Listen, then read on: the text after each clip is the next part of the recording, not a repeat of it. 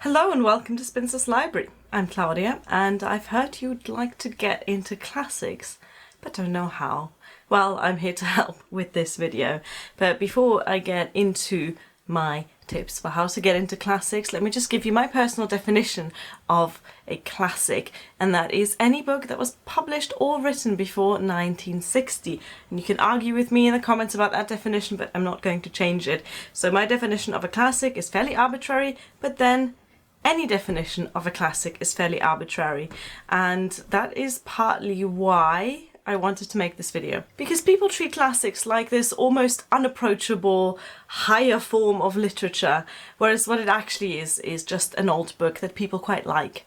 So the first question you want to ask yourself is, why do you want to get into classics? And that is an important reason, because that will help you pick out which classic to start with. Reasons to get into classics are, for example, that you want to know what people thought and how they lived and how they wrote in the past. That is a really big draw for me when it comes to classics. I love knowing that the words I'm reading were written decades or even centuries ago, and I love figuring out what people of the past were thinking, how they were thinking, and how they saw the world.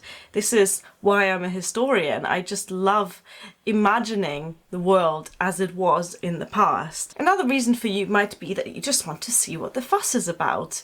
You've heard the word Orwellian a lot recently in the news to describe our current affairs, so you want to check out and see what exactly is Orwellian about the year 2019. So you want to go and read some George Orwell and see what the deal is. Or maybe you really like the retelling of a story, you really like a story archetype that you know is based on a classic. Maybe you're of my generation and you really liked Bridget Jones when it was out in the cinemas. Maybe you've seen the Lizzie Bennet Diaries on YouTube and you think, you know what, maybe I should read Pride and Prejudice. One reason that you shouldn't pick to read classics is because you think it'll make you more well-read. The only thing that you need to do to be well-read is read. And it doesn't matter what you read. You can be very well-read if you read nothing but crime fiction. You can be well read if you know the genre of romance inside and out but have never read anything else. So don't feel like you need to read classics for some imagined scoring system, to think that you have to be into classics if you're a reader. Don't read classics because you expect to find some profound truth on life in them. In some you will, but in the same way that you can find some profound truths on life in contemporary fiction. Classics are just books. Old books that people like. So then the next step is, once you figure out why you want to read classics, is to pick the right classic for you. Like I've said before, I'm really interested in how people lived their lives in the past. So I like classics that are set in everyday life. That's why I'm such a huge fan of Jane Austen, for example, because her books are a slice of life.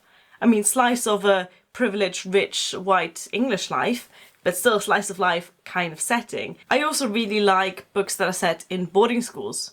So I'm really drawn to classics that are set in boarding schools as well. Like, for example, A Little Princess by Frances Hodgson Burnett, or the St. Clair series by Enid Blyton.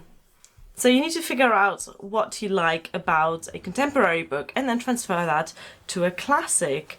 And that can be about genre. For example, if you like crime fiction, you might want to try a Sherlock Holmes story, or you might want to try an Agatha Christie novel.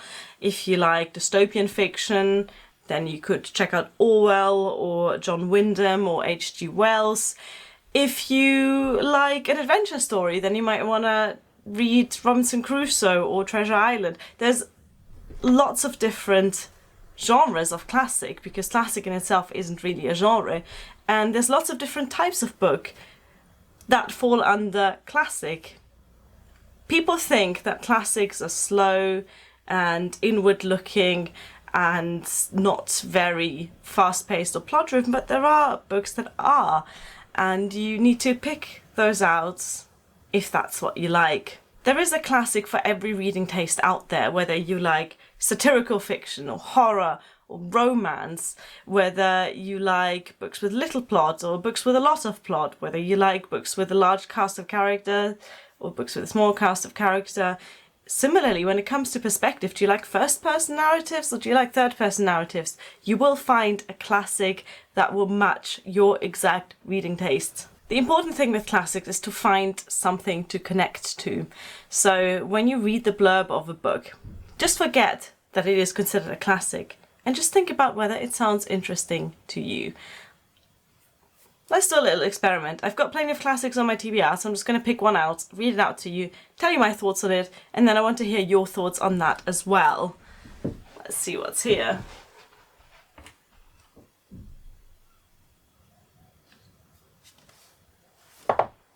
Right. This is Robin Hood by Henry Gilbert. I believe this is early 20th century, around about the turn of the century. Yes, 1912. I've not read this yet. But even without having read this, I know what this is about. I've seen the Disney version, the one with the fox, and I know the story of Robin Hood, so I already feel quite comfortable with this book without even having read it. Now the blurb reads, Robin Hood is the best-loved outlaw of all time. In this beautifully illustrated edition, Henry Gilbert tells of the adventures of the merry men of Sherwood Forest, Robin himself, Little John, Friar Tuck, Will Scarlet and Alan a Dale, as well as Maid Marianne, good King Richard and Robin's deadly enemies, Guy of Gisborne and the evil Sheriff of Nottingham. So, I've not read this book, but this already sounds so familiar to me, and I'm sure it will to you as well, because we all know the story of Robin Hood. And that's another thing about classics, is a lot of the time they are familiar stories, because they make their way into a common cultural consciousness. Even before I picked up 1984 by that guy, George Orwell, I knew some of the things from the book. I'd heard about Room 101, I'd heard about Big Brother. I already had a sense of familiarity with the book without even having read it, and that made the reading of the book so much easier for me. You don't have to have read Pride and Prejudice to know about Lizzie Bennet and Mr. Darcy. You know, the entire hate to love trope is one that goes back centuries. So whether you read Pride and Prejudice or whether you read Much Ado About Nothing by William Shakespeare, those tropes and those story elements will be familiar to you. I think a good classic has a sense of familiarity and a sense of newness, a sense of discovering something that you didn't know before. Now, it can be really disheartening to pick up a classic, be fully enthusiastic about it, and then just not get it. So what I would recommend is to try some classics for free.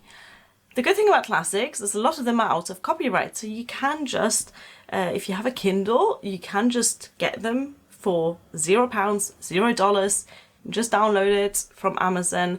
You can also look at classics on the Project Gutenberg website, which I will link in the description box, and on Google Books. You can just get books for free. So a lot of books that are out of copyright, that are, I believe, 100 years or older, you can just get for free. Check them out, see if they're for you, and if you read the first chapter or two online and you enjoy it, you can get yourself the print version. You can get yourself a nicely bound edition. Another good thing about classics is they often come in really gorgeous editions. If you have the opportunity of visiting a second-hand bookshop or a charity shop, you will find so many more classics, because second-hand bookshops and charity shops tend to be full of them, so you likely won't really have to spend a great amount of money on classics anyway. But really, I would just look at some of the ones that you can get for free, read a few pages, read a few chapters, and see if it's for you, and if it's not, then just move on to the next one. Like I said, there is a classic for everyone. Another way of getting into classics without feeling too intimidated is to try children's classics. And no, I don't think that children's classics are inherently more simple than adult classics. I think that is a huge misconception. But what children's classics have in their favour is, again, that sense of familiarity. So a lot of children's classics you will have seen maybe adapted into a stage musical or a film or a TV show. For example, I grew up watching the Japanese produced TV cartoon for Heidi, right? I watched that growing up, both in German and in Italian, and I loved it, and I knew all the episodes by heart because they were just basically getting repeated over and over again.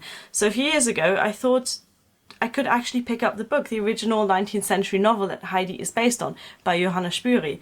And I read it and I loved it. And what made it so easy for me to get through is that I was already so familiar with the characters, with the setting, and with the stories. So many Disney films are based on classics, for example, and specifically children's classics are one of those types of books that have often been adapted and that you will already know. Another way that I find makes classics more accessible is to listen to them on audiobook, and I do that quite a lot with older classics, talking early 19th century and late 18th century classics, because that's when I find that the language can get in the way of my enjoyment of a book. Old English is harder to read than modern contemporary English, but I find that having someone read it out to me makes it much easier for me to understand, because the person reading out will have already split the long sentences into smaller bits and knows how to pronounce some of the funny archaic words and knows how to read some of the weird spellings for other words. So having a classic read to you can make it easier to understand as well. And then one final piece of advice that often goes against what other readers say and do is to watch adaptations before you get into the classic. A lot of classics have been turned into films or TV series, and I don't think there's anything wrong with watching the adaptation before reading the book, especially because, as I've said many times before in this video, the sense of familiarity will make it easier to get through the book. So once you already know what happens, the book will be easier to understand and easier to enjoy, because you don't have to focus on understanding it. You can focus on all the other stuff, the language, the jokes, the fun details, the characters, all of that stuff. If you don't want to watch an adaptation, you could also just read a plot summary on Wikipedia. Again, nothing wrong with that. It just helps you focus on the details of the book rather than having this panic about not getting lost in it. So finally, I want to say that classics are not intimidating, and the reason why they are presented as being intimidating is because there are some people who enjoy making themselves seem more important because they've read classics. And these are often people in privileged positions, people who are wealthy and well educated, and people who just feel like they are better readers for having read classics. That is not true. Even if you give classics a go and you decide they're not for you, there's nothing wrong with that. One doesn't have to have read classics. It doesn't make you a better reader, it doesn't make you a more intelligent person, it just makes you a person who enjoys classic, like me. Thank you for watching. Bye!